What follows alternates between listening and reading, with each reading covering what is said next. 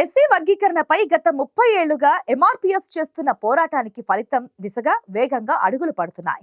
SC వర్గీకరణపై కేంద్రం కీలక నిర్ణయం తీసుకుంది. ఎస్సీ వర్గీకరణపై అధ్యయనంతో పాటు వివిధ వర్గాల అభిప్రాయాలు తీసుకునేందుకు కేంద్రం ఒక కమిటీని ఏర్పాటు చేసింది.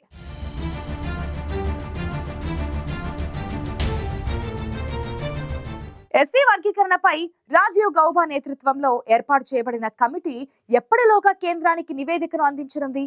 కేంద్ర ప్రభుత్వ ఆదేశాల మేరకు వీలైనంత త్వరగా రిపోర్ట్ ఇవ్వడానికి కమిటీ సమాయత్తమవుతుందా? ఎస్సీ వర్గీకరణపై కేంద్రం కీలక నిర్ణయం తీసుకుంది. ఎస్సీ వర్గీకరణపై అధ్యయనంతో పాటు వివిధ వర్గాల అభిప్రాయాలు తీసుకునేందుకు కేంద్రం ఓ కమిటీ ఏర్పాటు చేసింది. ఇందులో 5 సభ్యులుంటారు. ఈ కమిటీని కేబినెట్ కార్యదర్శి రాజీవ్ గౌబా లీడ్ చేయనున్నారు. రాజీవ్ గౌబా నేతృత్వంలో కమిటీ ఏర్పాటు చేసిన కేంద్రం అందులో పలు కీలకమైన శాఖలకు స్థానం కల్పించింది. ఈ కమిటీలో కేంద్ర హోంశాఖ, న్యాయశాఖ, గిరిజన శాఖ కార్యదర్శులను భాగం చేసింది. వీలైనంత త్వరగా కమిటీ రిపోర్ట్ ఇవ్వాలని ఆదేశించింది. కేంద్ర ఆదేశాల మేరకు త్వరగా రిపోర్ట్ ఇవ్వడానికి సమాయత్తమైన కమిటీ ఈ నెల 22న తొలిసారిగా సమావేశం కానుంది.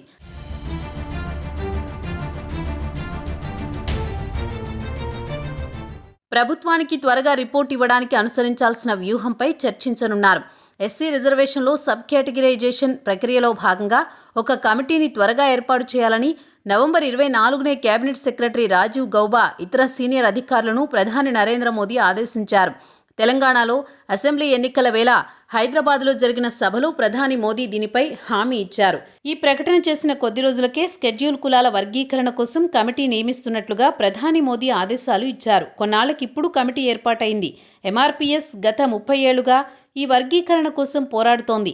ఎంఆర్పీఎస్ను మందకృష్ణ మాదిగ స్థాపించారు. గత 3 దశాబ్దాలుగా జరిగిన ప్రతి పోరాటంలో బీజేపీ వారికి అండగా నిలుస్తోంది. హైదరాబాద్ సభలో మోదీ హామీ ఇచ్చారు. ఈ ప్రక్రియను వీలైనంత త్వరగా పరిష్కరించడానికి తాము కట్టుబడి ఉన్నామని అన్నారు. మాదిగలకు సాధికారత కల్పించడానికి ఓ కమిటీని త్వరలో ఏర్పాటు చేస్తామని అప్పుడు హామీ ఇచ్చారు. ఎంఆర్పీఎస్ పోరాటం న్యాయమైందని తాము భావిస్తున్నట్లు చెప్పారు మోదీ.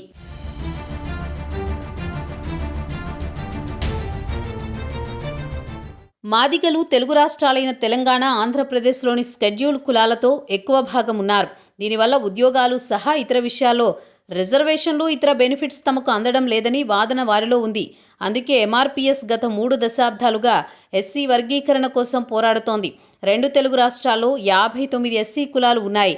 వీటిలో మాల, మాదిగ ప్రధానమైనవి. మిగతావి ఉపకులాలు.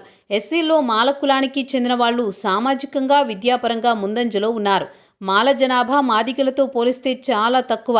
అయినప్పటికీ ఎస్సీ రిజర్వేషన్లన్నీ వారే అనుభవిస్తున్నారంటూ మాదిగ, దాని ఉపకులాలు ఆరోపిస్తున్నాయి. ఎస్సీ రిజర్వేషన్లపై అధ్యయనం కోసం 1965లో లాల్ బహదూర్ శాస్త్రి ప్రభుత్వం లోకూర్ కమిషన్ వేసింది. కమిషన్ నివేదిక మాదిగలు అన్యాయానికి గురవుతున్నట్లు తెలిపింది. 1996 సంవత్సరంలో ఎస్సీ వర్గీకరణ కోసం మందకృష్ణ మాదిగ నేతృత్వంలో మాదిగ రిజర్వేషన్ పోరాట సమితి, నాటి తెలుగుదేశం పార్టీ ప్రభుత్వం జస్టిస్ రామచంద్రరాజు కమిషన్ వేసింది. కమిషన్ నివేదిక ప్రకారం 2002 నాటి ప్రభుత్వం ఎస్సీ రిజర్వేషన్లను వర్గీకరించింది. మొత్తం 15%లో మాదిగ, దాని ఉపకులాలకు 7%, మాల, దాని ఉపకులాలకు 6%, ఇతర కులాలకు 2% చొప్పున వర్గీకరించి అమలు చేసింది. అయితే ఎస్సీ వర్గీకరణ అధికారం రాష్ట్ర ప్రభుత్వానికి లేదని కొందరు సుప్రీంకోర్టును ఆశ్రయించారు. దీంతో ఆ రిజర్వేషన్లు కాస్త రద్దయ్యాయి. ఇక ఆ తర్వాత 2008లో కేంద్రంలోని కాంగ్రెస్ ప్రభుత్వం మరోసారి వర్గీకరణపై అధ్యయనం చేయడానికి ఉషా మెహ్రూ కమిషన్ వేసింది. ఆ కమిషన్ నివేదిక ప్రకారం కూడా ఎస్సీల్లో మాదిగలు వెనుకబడి ఉన్నారని తేల్చింది. అన్ని వర్గాలకు సమన్యాయం చేయడానికి వర్గీకరణ ఒక్కటే మార్గమని సూచించింది. అయితే దీనికి పార్లమెంట్లో చట్టం తేవడం ఒక్కటే మార్గం. కానీ కాంగ్రెస్ ప్రభుత్వం ఆ పని చేయలేదు.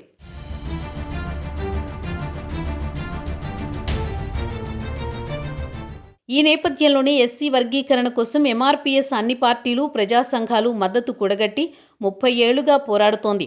అయితే వర్గీకరణ కాకుండా ఉండేందుకు మాల సామాజిక వర్గం కూడా అంతే ప్రయత్నం చేస్తోంది. దీంతో వర్గీకరణ అంశం ఎటూ తెగని సమస్యగా మారింది. భారతీయ జనతా పార్టీ అధికారంలోకి వచ్చినప్పటి నుంచి మందకృష్ణ మాదిగ పార్లమెంట్లో వర్గీకరణ బిల్లు పెట్టాలని ఆ పార్టీని కోరుతున్నారు. ప్రధాని నరేంద్ర మోదీతో సహా బీజేపీ అగ్రనేతలు వెంకయ్యనాయుడు, కిషన్ రెడ్డి లాంటి వారు వర్గీకరణకు హామీ ఇచ్చారు. మరోవైపు గతంలో అధికారంలో ఉన్న తెలంగాణ ప్రభుత్వం కూడా అసెంబ్లీలో ఏకగ్రీవ తీర్మానం చేసి పార్లమెంటులో బిల్లు పెట్టాలని కేంద్రానికి పంపింది. అయినా కేంద్ర ప్రభుత్వం ఇప్పటి వరకు సమస్యను పరిష్కరించలేదు. ఇటీవల తెలంగాణలోని హైదరాబాద్లో మాదిగ విశ్వరూప సభలో తాము ఎస్సీ వర్గీకరణకు కట్టుబడి ఉన్నామని ప్రధాని మంత్రి నరేంద్ర మోదీ హామీ ఇవ్వడం జరిగింది. మాదిగ సామాజిక వర్గానికి కొంత ఊరట లభించింది. తాజాగా ఎస్సీ వర్గీకరణపై అధ్యయనంతో పాటు వివిధ వర్గాల అభిప్రాయాలు తీసుకునేందుకు కేంద్రం ఓ కమిటీ ఏర్పాటు చేస్తుంది.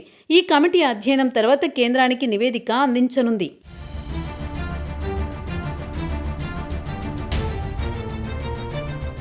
ఎస్సీ వర్గీకరణ కోసం ఎంఆర్పీఎస్ చాలా ఏళ్లుగా చేస్తున్న పోరాటానికి త్వరలోనే ఫలితం దక్కనుందని తెలుస్తోంది. ఎస్సీ వర్గీకరణపై అధ్యయనం కోసం ఏర్పాటైన కమిటీ నివేదిక ఆధారంగా కేంద్రం తదుపరి చర్యలను వేగవంతం చేయనుందని తెలుస్తోంది.